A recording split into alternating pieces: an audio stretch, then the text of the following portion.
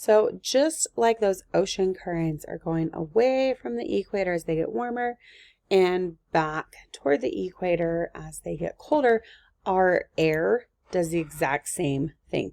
So, right, warm air goes away from the equator up towards the poles, and it goes away from the equator towards the poles. Sorry, this mouse is going crazy.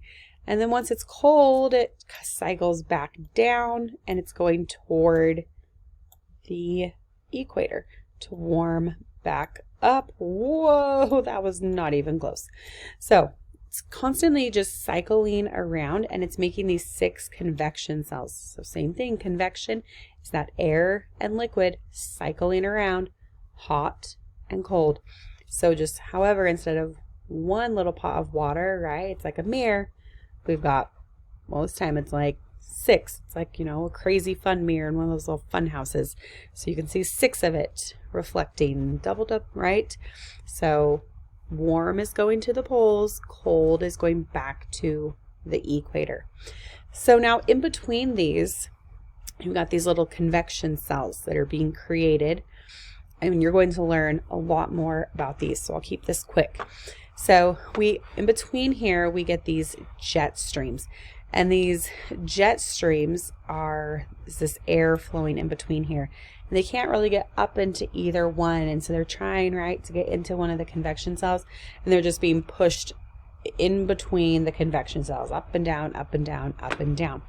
So now what is going to happen is, right, as this air comes down, it is going to bring all of this cold air down from Canada across the United States. So if our jet stream's coming down, we can expect it to bring a cold stream with it. Or if our jet stream is coming up, whoa, my goodness. If our jet stream is coming up, then we can expect it to bring warm air with it. So, right, so then it brought cold, now it's going to warm back up, and then it will bring warm air again. So as it goes up and down, it again, right, it's going up towards the poles, bringing up warm air will be below it. As it comes down, right, cold's going down because it's denser, it's bringing that cold air down. So you'll see that cold air above it going with it. Now, one thing, the jet stream doesn't always just stay in this perfect little path.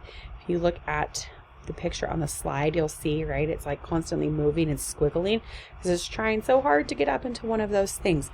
So sometimes it might follow that path. Another time, right, it might be looking more like this. Sometimes, right? So that's why it's constantly changing. So it just depends, like, is it coming down across where we live and going to be bringing us colder weather, or is it going to be coming up across Utah and bringing us warmer weather? So cold from Canada and warm from Mexico. So you can kind of use this as a little guide to help you fill out your doodle notes.